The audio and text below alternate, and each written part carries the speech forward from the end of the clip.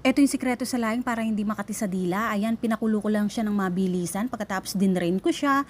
Ayan, nagisa na ako ng luya, sibuyas at bawang. Pagkatapos ilalagay na natin yung kalahating kilong pork belly. Igisa lang natin ng mabuti. Pagkatapos tatakpan ko lang siya hanggang sa matuyot yung pork belly.